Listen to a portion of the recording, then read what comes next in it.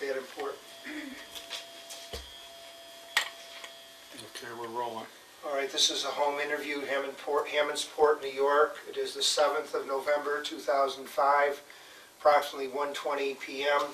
Interviewers are Wayne Clark and Mike Russert. Could you give me your full name, date of birth, and place of birth, please? William J. Heath, October 17th, 1921, And where were you born? Corning. Born in New York, New York. okay. What was your educational background prior to entering service? I was in college, Hobart College in Geneva. Did you complete your college or Not until after the war. after the war? Okay. Do you remember where you were and your reaction when you heard about Pearl Harbor? Yeah, I was ready to join up. In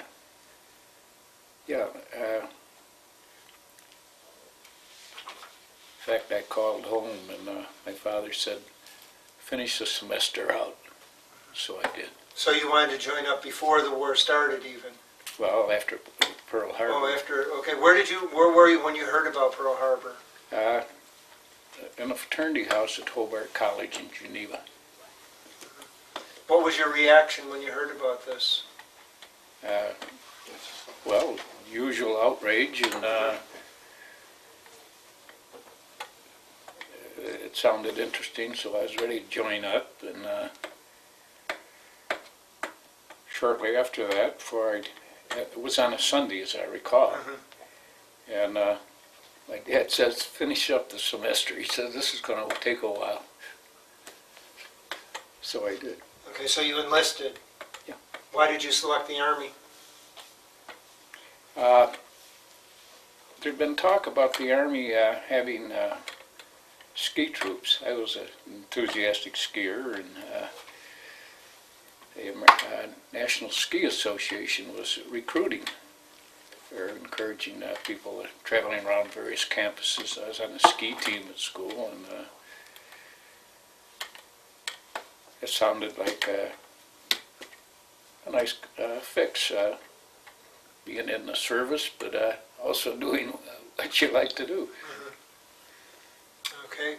When did you enlist? Must have been in the spring of '42. Okay. Couldn't give a date or anything. No, we don't need that. Where did you go for your basic training? Well, we had classification tests when I signed up, and I think I just finished a calculus course, and so apparently I did pretty well on the math end of it, and the Army and all their wisdom figured that I would be a good candidate for engineers. So they sent me, despite protesting, they sent me to Fort Belvoir in Virginia for engineering basic training. How long were you there? Until midsummer of '42. Now, how did you end up in the 10th Mountain? Well, when I joined up, I volunteered for it. But not much seemed to be happening, and National Ski Patrol was recruiting people for the mountain troops. The Army had just developed a ski and mountain outfit for the Army, and despite that, I still got sent to Fort Belvoir to be an engineer. I can hardly put a thread on a screw, or screw on the threads, I guess. So that wasn't very practical, but you know, the wisdom of the military. So I ended up down in Fort Belvoir, Virginia. But it didn't turn out to be too bad. I learned how to demolish things, use explosives and that sort of thing. That was kind of fun. Did you do any bridge building or anything Yeah, we like that? built bridges 1 week, and the next week we'd blow them up. Yes, So, about the leverage. That was kind of fun. You learn to put heavy charge here and a heavy charge here and light charges opposite. So when you blew the bridge, it went up and turned sideways, and it was more difficult to be repaired. I was just asked to ask you about one of the bridges you blew up. Yeah, Do you want to tell that story? well, this is a recollection, pure recollection. We'd had demolition exercises and training, and they had a night project as the final phase of it. And we'd run a compass course at night.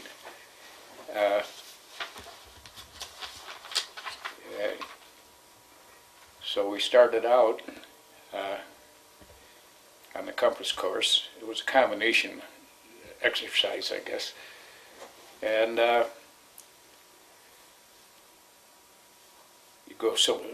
we had a corporal who was leading our squad. So we went off, and he'd take the compass and sight on it, and it was night, so a guy would hold up his luminous watch, and we'd go up to him, and he'd go ahead on the azimuth again and repeat the thing, except that he wasn't very sharp.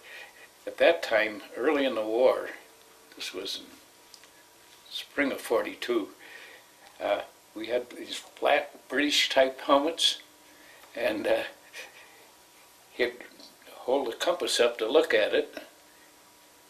This is what we knew from later on what had caused the whole mess.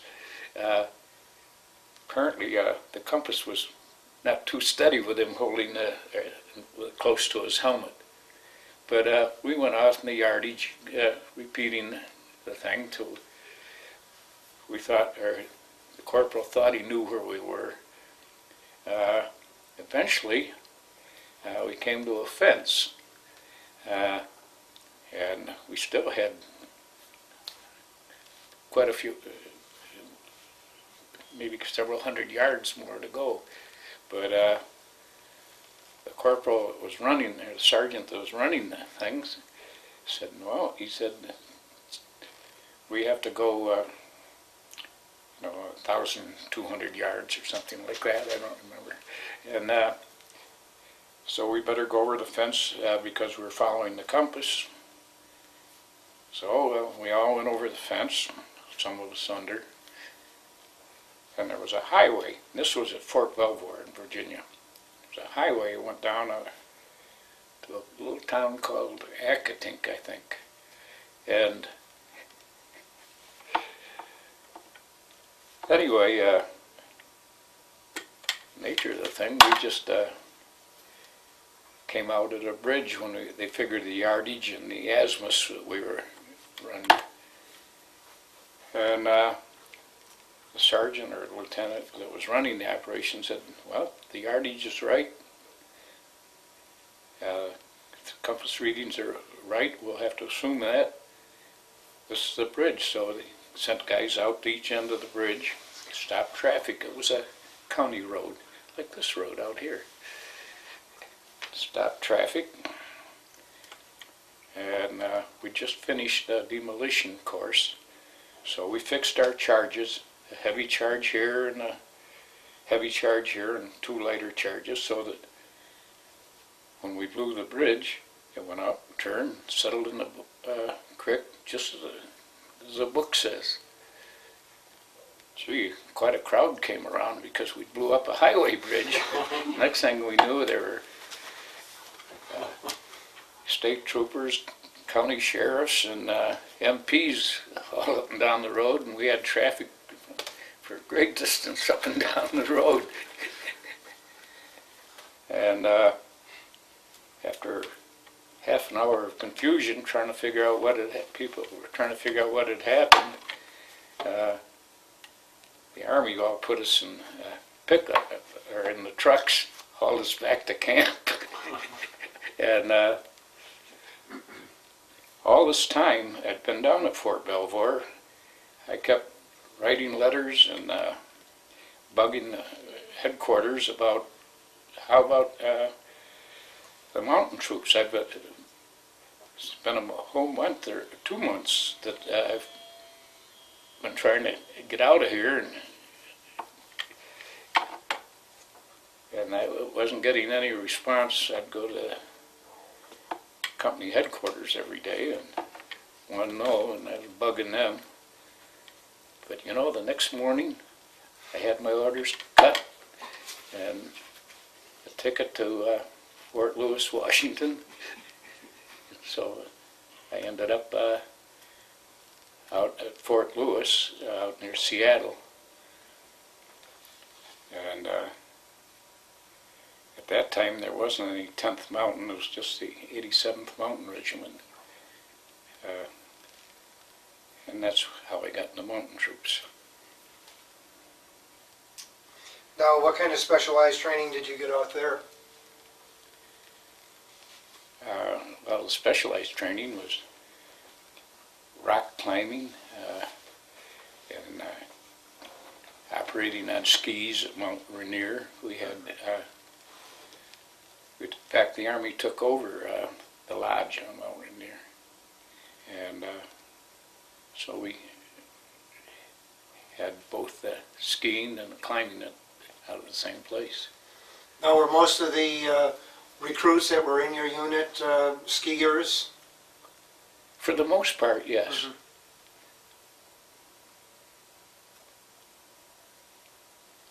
How long were you there? Well, let's see.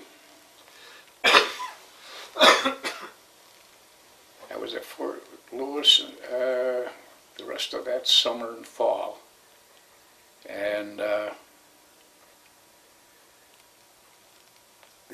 we did some training on Mount Rainier. But the Army, in the meantime, built Camp Hale in Colorado. So late in the fall, it was probably end of October, early November, we went down to Camp Hale in Colorado, Pando. Now, did you also in between receive weapons training and so on? Yeah. Mm-hmm. Weapons, rifles, mortars, and that sort of thing. What type of specialized winter gear did you wear? Well, we got we had camo, white coverall, or weren't coveralls, but separate parts, and capes. We already had rucksacks from training, and ropes from had already been learning climbing, use of pitons and that sort of thing, and belaying on Mount Rainier. And so we, down in Colorado, by Thanksgiving they had good snow, and so we started training for winter conditions. And at that time we were all young, and it was a lot of fun. And it wasn't very military. Probably a good percentage of the people. In fact, in the platoon I was in, we had people from Dartmouth, New England schools,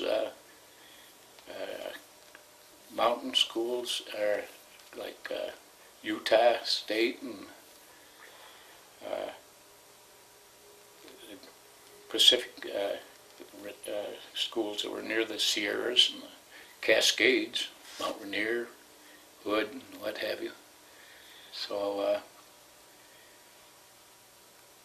it was an ideal place to continue our training. How long were you in Colorado? Well, let's see. Went there, must have been in October, I think, of '42. And we were there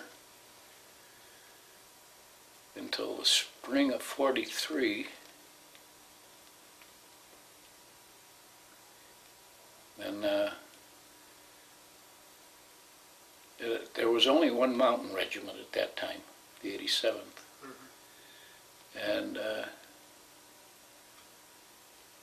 from there, we went to Fort Ord and up to the Aleutians in the spring of '43. Now, when was the 10th Mountain created? While we were still up in the Aleutians, I think the 10th was recreated because we didn't come back till much later. And we got back and there were two new regiments besides our own 87th, the 85th and the 86th that were being created when we returned to the States. Now, what were you doing up in the Aleutians? Was it just more training? Yeah, more or less. Some of us got to go to Hatu, and everybody went to Kiska. And that was in the summer of '43. So you were there engaging the Japanese at that time? I had to, but by the time Kiska came around, the Japanese had pulled out of the Aleutians. Did you have much close contact against the Japanese? Yeah, with some. Could you describe that? Well, if you're familiar with the Aleutians or the climate, they're all mainly muskeg, some rock, but everything's up and down, and there's nothing growing out there, and no, even shrubbery doesn't get as large as your little finger. There were no, I think all the civilians that might have been there before the Japs came had been evacuated to Dutch Harbor back toward the Alaska mainland. So we had the place mainly to ourselves. Now, what kind of living conditions were there? Did you live in tents or? Well, eventually we had tents, but we had to dig them in because the winds are very fierce. And so for each pyramidal tent, we'd dig out an area about as large as this room and put the tent in to get out of the wind. Did you have stoves in the tent? Pardon? Did you have stoves? Eventually. They tended to be rather soupy in there, especially if you heated the tents. The muskeg would soften up in screwed water. So we would scavenge wood wherever we could. There were very few rocks around. It was real muskeg country. Now, what did you use for fuel in the stoves? Just wood that you could Had wood at first, and eventually they brought in charcoal and stuff. Okay.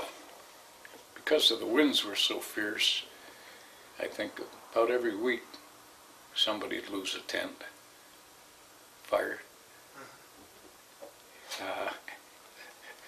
To get out of the mud in the bottom, we'd go down to the beach and where they were unloading supplies and things, and scavenge pallets and things.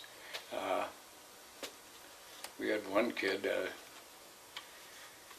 figured that he'd have something really solid, and he brought up some things larger than a pie pan, about that thick, and was going to put each of his leg of his cot on that.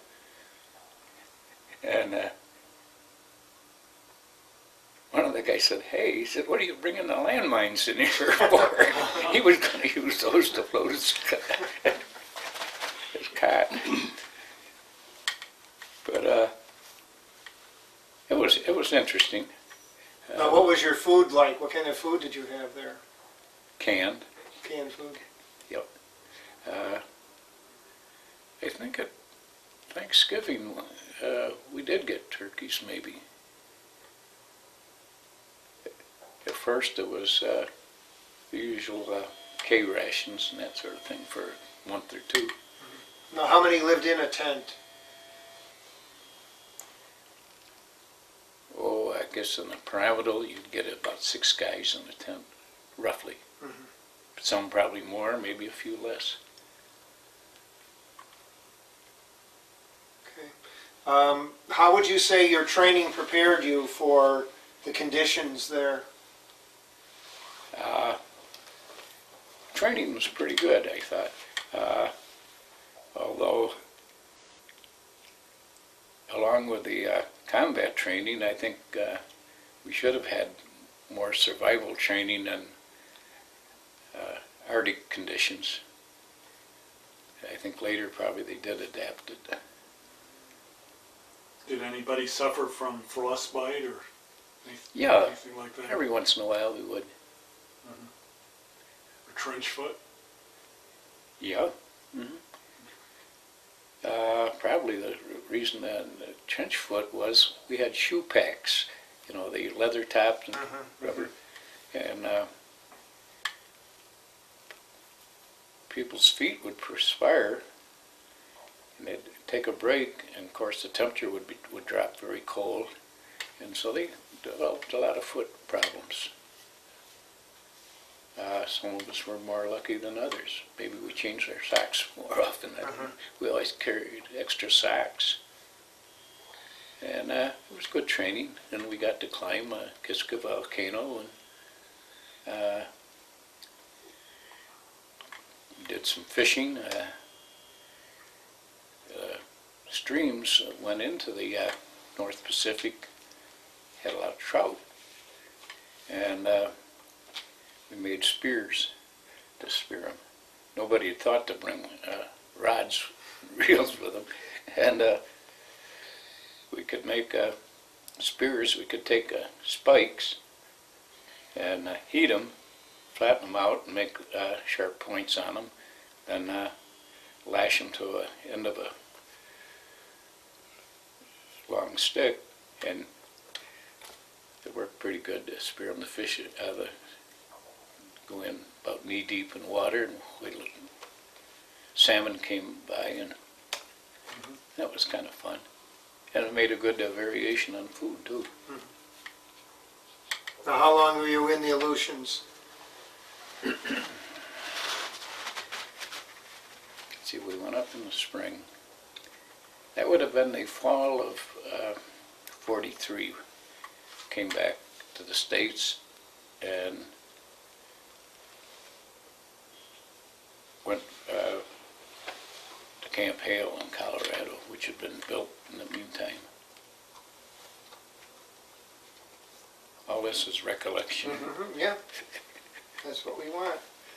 Now, when you went back to Hale, were you used as instructors at all, since you had some experience? Yes. Now, how long were you at Hale before you went overseas again? Approximately.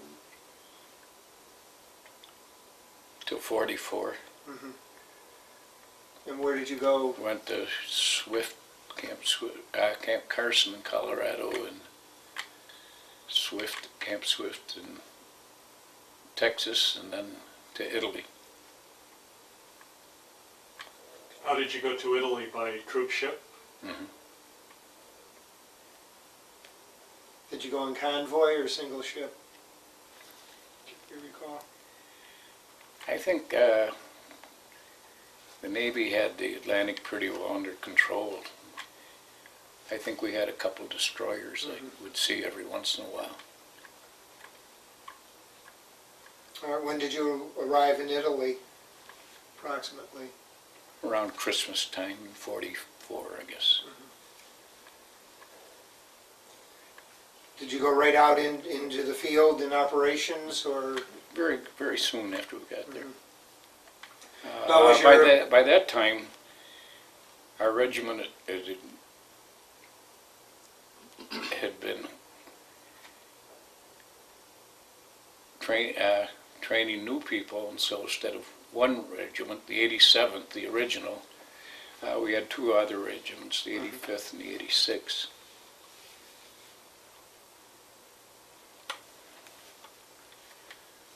Now, had your equipment changed much from when you were in the Aleutians to when you went to Italy? Nope. Basically the same equipment.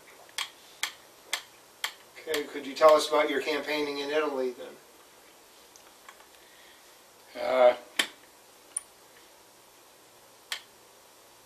The old GI term was, I guess, sneaking and peeking. What do you mean by that?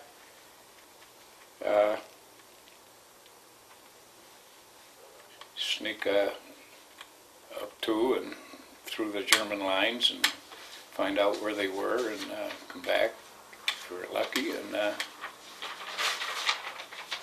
we'd have a pretty good idea what we were going to face when it was time to rout them out. Did you do this at small teams of men? Yeah, Or large small platoons? teams. Small. Before we went to Italy, we had a lot of training, that sort of thing. Skiing and working with dogs, sled dogs, mules, for pack mules, carrying stuff up. In the Apennines, it's much more mountainous than it is around here. Now, any problems with the pack animals like mules and that? Well, in the States, we had full-size mules. We got to Italy, and they were much smaller. They were, I guess, a European breed, but they were still larger than ponies. But they were good for hauling stuff up to the lines. Were they easy to control, or did they have minds of their own? They were fairly easy to control, but they were kind of adverse, same as we were, to artillery and that sort of thing. Now, what kind of weapons did you carry? Well, most of the time I carried a carbine, but it was pretty, the Army more or less insisted that everybody, different types of units would carry certain weapons, M1s or what have you. I liked, while we were in the Aleutians, we used mainly M1s and Thompsons, but the carbine was developed in the meantime, and I liked the carbine. It was accurate and it was light, and it was for close stuff, and that's what we were doing. Do you have any trouble with it, with the weather conditions at all? No more than usual. I think snipers and some of those people used infields. Most of the people carried M1s. I liked the carbine myself, and that's what I carried. Now, you had sniping teams with you also? Yeah, in any company, you have, it's broken down to platoons, and usually in each squad there would be one or two guys would be snipers, and some guys would have other rapid fire. Now, were you involved with in the actions with the 10th Mountain throughout Italy? Yeah. Could you talk about those? Yeah, the Apennines turned out to be pretty good mountains, Mhm. so we were able to utilize mountaineering experiences that we had. Some of the ridges were pretty steep and required rock climbing and a lot of scouting ahead of time to handle the country, sneaking and peeking mostly, I guess you'd call it. I think the only thing we weren't prepared for was fighting in towns. Why did you find that so difficult? Well, we'd been training in the mountains of Colorado and out on Mount Rainier and what have you. An example of what happens in towns, I think I told Susan and Bob about it one time. On a rainy night, I was scouting out of town and it rained pretty hard, and it was raining harder all the time, and I stepped into a doorway of a house on the street, and I stood there a few minutes, and I had a feeling there was somebody else there, and sure enough, in their doorway was another person, and he said to me, "Haben Sie ein Rauch? Do you have a smoke?" But it was in German, and as soon as he said that, he realized, and I didn't answer him right away, and all of a sudden, he went that way, and I went this way. So we had some odd experiences. Also, guys tended to carry wine in their canteens, and a friend of mine on a patrol one day, shooting pretty close to us, and he said, "Heater," he says, "I've been hit." I said, "Where?" He said, "In the ass." And I said, "Is it bad?" He says, "It's all over my finger." He said, "Oh," no. He says, "It's wine. They hit my canteen." Now, you had a story about a German uniform.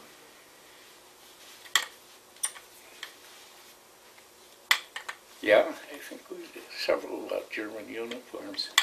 Oh, the motorcycle story? Yeah,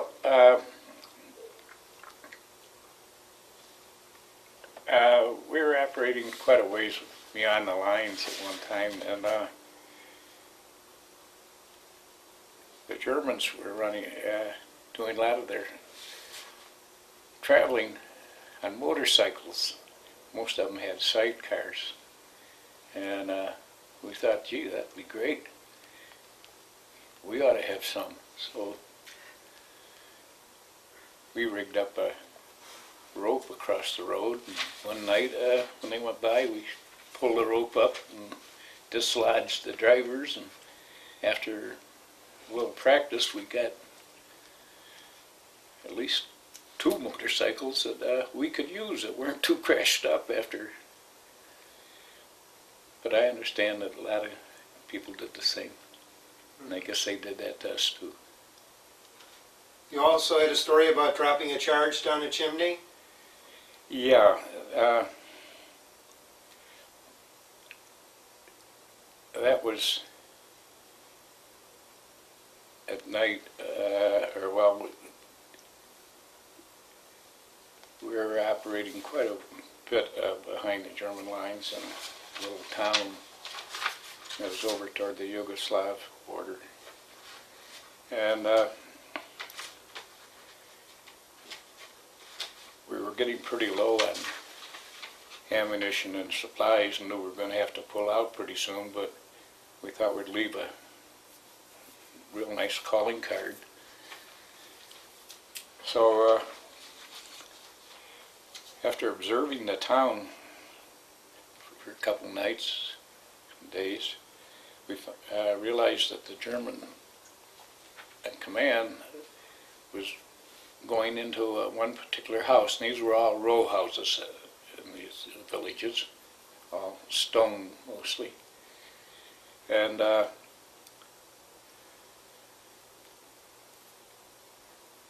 I think we were down to 1 or 2 satchel charges. We thought, well, and by watching or observing, after several days, we realized we got the timing of the activity, and so we managed at about dinner time, the one house, there seemed to be mainly staff officers going in and out. So all the buildings were along the street and all connected. So went in, we got up on the roof, mostly tile roofs. We were able to get over the building we wanted, and about the time that we figured most of them had arrived for dinner, we dropped satchel charge down the chimney, and that did a pretty good job. But it also got Germans rather riled up, and they gave us a hard time for a while. But we managed to get away. Now, were you involved, probably most famous actions, I guess, of the 10th was the Riva Ridge. Were you there? Could you give your impressions of that action? Well, that was good. Well, mine certainly wasn't heroic. Yeah, we scouted the thing, and it covered a whole area. It was a ridge, and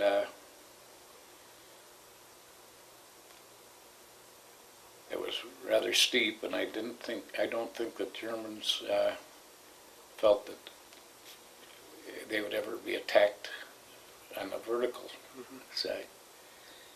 And so after a careful 3 or 4 nights of scouting it, we went up the ridge, and it really ended up surprising them, and were able to take the ridge, and that was the key to Mount Belvedere. It protected the flank of it. And Mount Belvedere controlled almost 20 miles.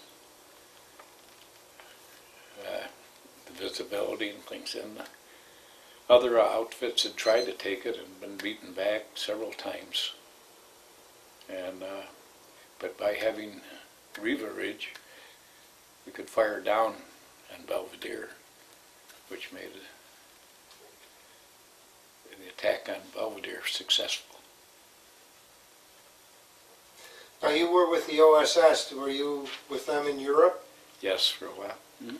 What did you do with the OSS? Spent time behind the German lines. My German was a lot more fluent then than it is now.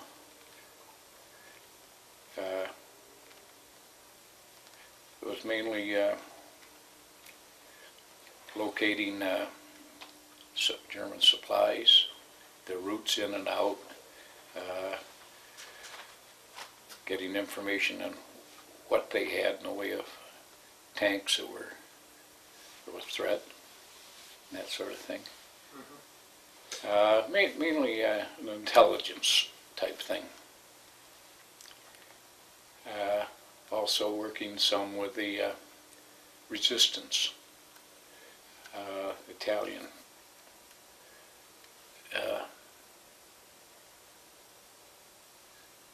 They were over enthusiastic, and a lot of the information that they gave us, well, part of it would be through misinterpretation of the languages, but so we had a few real bummers, but on the whole it worked out. Now, you were involved in Yugoslavia also. Was that with the OSS? Could you talk about that a little bit, please? At that time in the war, the Germans were pulling out of the Balkans, and the valleys run primarily north and south, and all the transportation, the railroads and roads run primarily north and south. And so And because the weather was so miserable, the winter of 44, 45, the Air Force wasn't too effective in disrupting them. So the thing to do was when a train was pulling, the Germans are starting to pull out of the southern Balkans.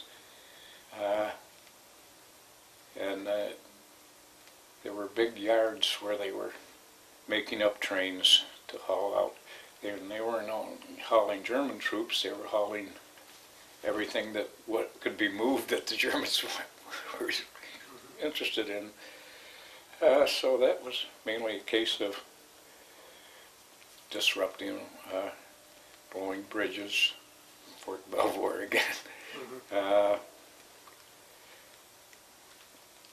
And seemed like a big deal to us at that time, but in effect of the whole war, I don't know how effective it was, but it worked out pretty well. We, again, Belvoir blowing bridges and that sort of thing.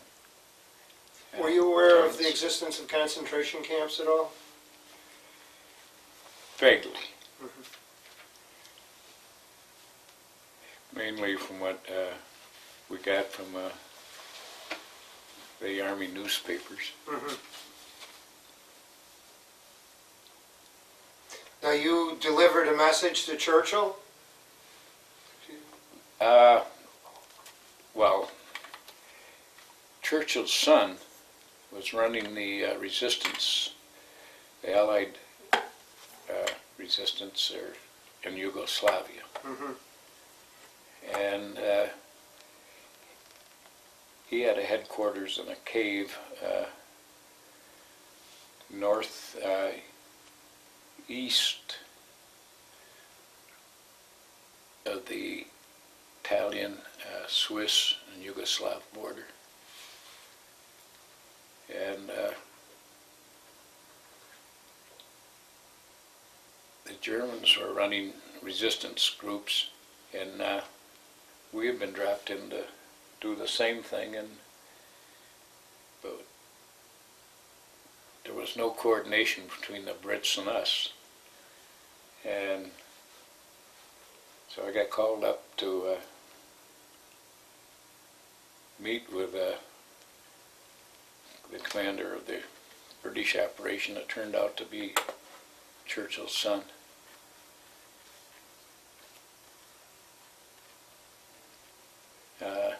Neither one of us was impressed with the other. Now, you had a story about it having to escape on a fishing boat? Yeah, to get out of Yugoslavia. Got in all right, but getting out was tough, so had to go down to the Adriatic coast and steal a boat and go across the Adriatic back to Italy. The big problem was there was no fuel anywhere in Europe, so once we found a boat we figured would make it, was to steal enough fuel, and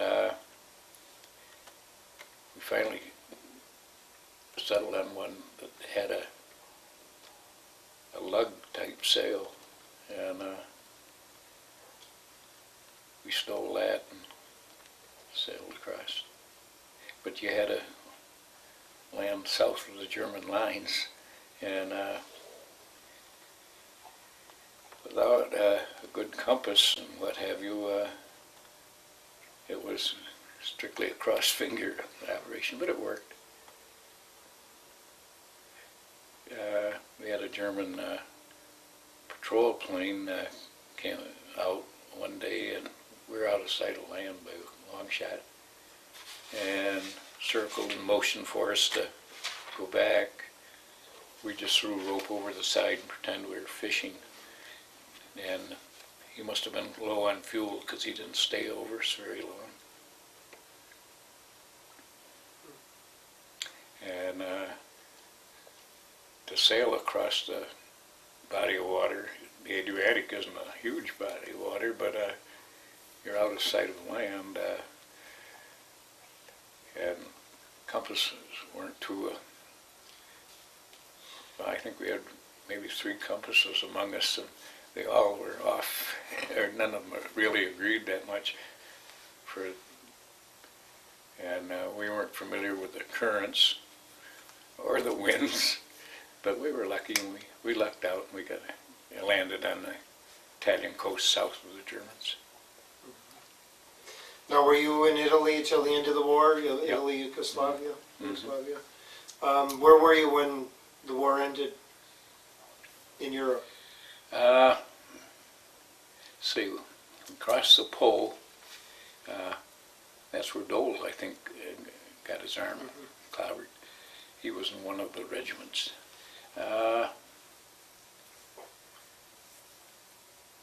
Yeah, Did you know him at all at the time? No, didn't know who he was until, I guess he got involved in politics. Mm-hmm. He was in 85th or 86th Regiment, I don't know, of the 10th.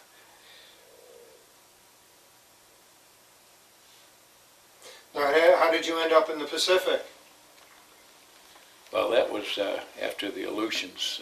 Oh, was it after the Aleutians, in between? Oh, okay. I skipped that section then. The Owen Stanley Mountains are in New Guinea. Mm-hmm. They run about 16,000 feet in elevation, some of them. And somebody got the right idea that they ought to know more about what the Japs were doing and what the possibilities were. Running into trouble, they weren't picking up aerial photography or reconnaissance. So they, in the Owen Stanleys, they wanted some people in there to pick up information and that could be used. Now, now you were with the 10th Mountain at that time, or Yeah. the 87th? Well, the 87th Was I know, a regiment within. Yeah. Was the 10th formed at that time? Yeah, the 10th was formed while we were in the Aleutian jet. Okay. So how large of a contingent from the 10th Mountain went into New Guinea?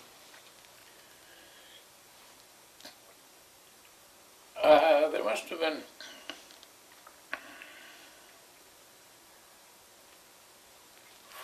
I think there were 4 or 5 10-man units. Now, were you picked, or did you volunteer for this? Volunteered. Now, this is where you were wounded and captured for a short period of time. Could you Yeah. tell us about that? Well, actually didn't catch. It was just a case of 2 patrols running into each other and both equally surprised. And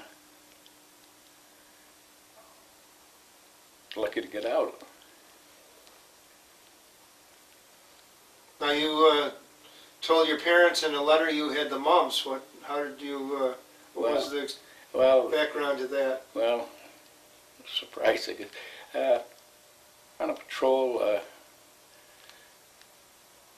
I got hit in the face with the butt of a rifle. Spit out bone and teeth. So in the hospital, you told your parents you had the mumps. Yep. When did they eventually find out that you had been Oh, I think after the war. after the war? How long were you hospitalized? Weeks, I guess. Now, what was it like to go from the Aleutians into New Guinea? Big change. They changed, I hope Well- they changed your uniforms. Yeah, well, uniforms are pretty standard. You weren't wearing whites, I hope. No. No. I don't know. bulldog faces get pretty grubby. Mhm. Now, you won a Silver Star. Where did you receive that? Let's see. That was in Italy.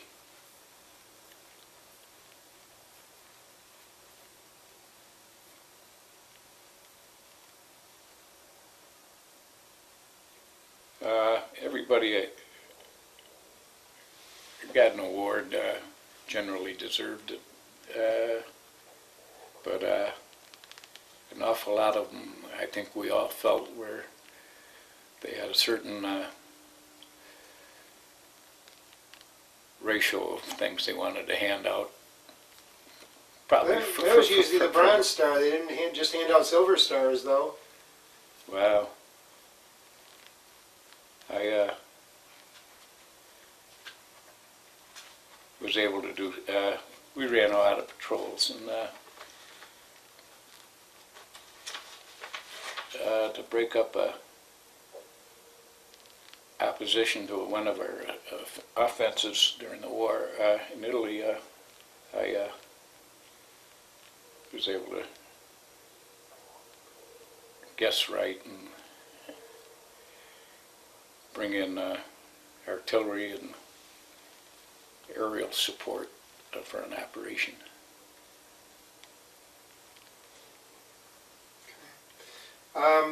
Did you have any really close friends while you were there in the 10th?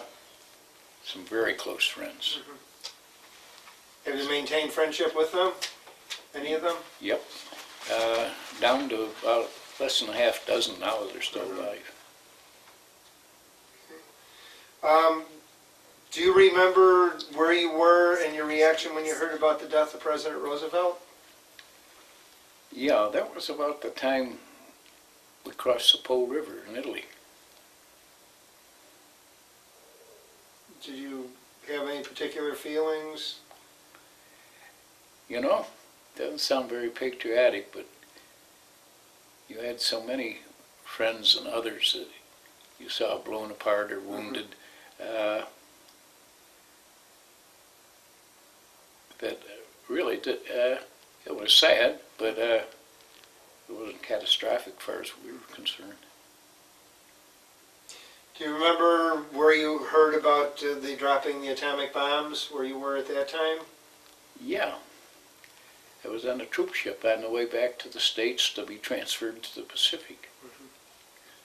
So obviously, what were your feelings then? Great.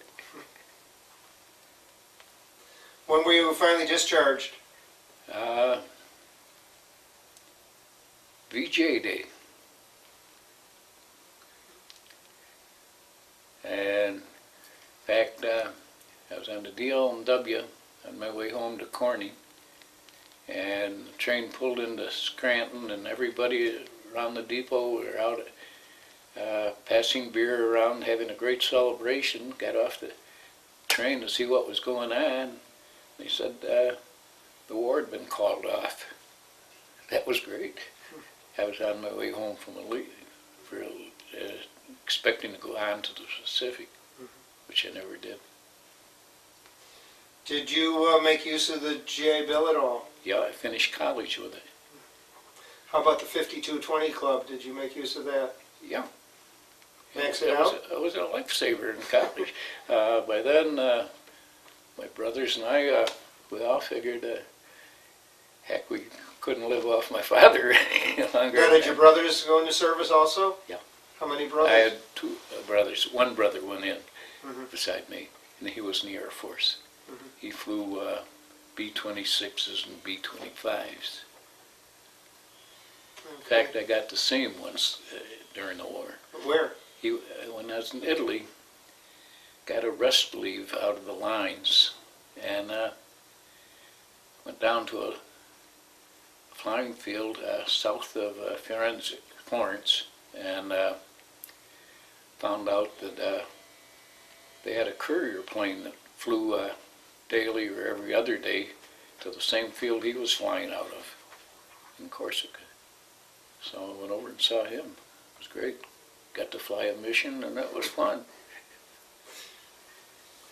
Did you, no, you said you stayed in contact with many, Mhm. did you ever go to any reunions? I've been to a couple. I haven't been to many lately. There are very few of the original guys that Yes. are left. Yes. Age is catching up with us, I guess. Did you join any veterans organizations? No. Never have? Went to, right after the war, back in Corning, some guys talked my brother and I into going to American Legion thing. And at that time, everybody was talking about what the government owed them. Bob and I figured we got out alive, nobody owes us anything. Okay. There was one other. How do you think your time in the service changed or had an effect on your life? Oh, probably a great deal. In what ways? Well, time factor was, I went back to finish my degree, and met my wife when I went back. So my life has been entirely different since then. You were a consultant to Fort Drum?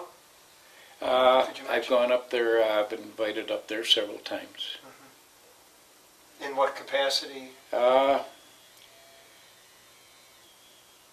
For informal discussions of what we found that worked and didn't work under various conditions.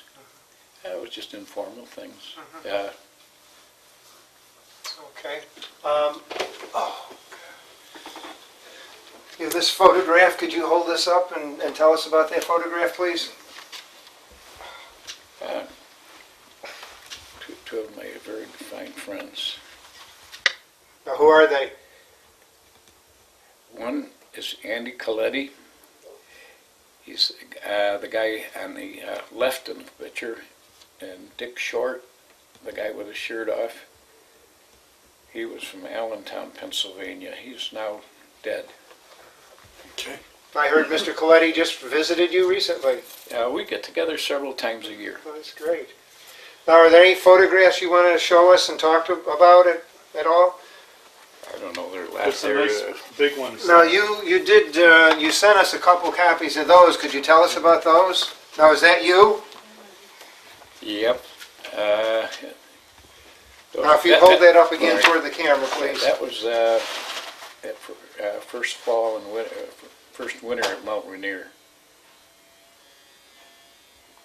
Is that you on the skis? I don't know. Okay. I think so, but I'm not sure. Okay. Now, what is this? So that's one of the camel jackets. You can lower the photo. I got it. Here, did you see this? I don't think we've ever seen one of these. Okay. Can you back up a little so I can get all of it in? Okay, that's good. We had different types earlier in the Okay, war. got it. Those were something you could carry with you. We had complete photos, camels. Also. Could you hold that photo sideways because it's kind of upside down? Oh, I'm sorry. That's all right. Okay, and that's the same type of outfit that Mike just had. No, these are in here. Excuse me a moment. The camel parka and pants, which Okay. are different than those. Okay, got it. Okay, and these? Those are a pair of GI skis. Now, those were those skis that you used? Yep. Boy, they weigh a ton. Yep. But at that time, these have steel edges. Mhm. And I'd been skiing since I was a kid, but I never had steel edge skis. And these were the top of the line at that time. Now, could you ski really fast with those? And this, That's an ice axe for climbing. Okay. Could you ski fast with those? Well, depending on how steep the slope was. Uh-huh. Okay. The reason they're dark, when we found out that we were going to be shipped out of Camp Hale, the weekend before, we went to Denver. We all bought paint remover. These had steel edge skis, and they were top of the line back in those days. So we bought paint remover and stain, took the white paint off, they were white, and took them to the Railway Express in Pando, Colorado, put our tags on, and shipped them home. Okay, I'm going to stop the tape Okay. here. We got a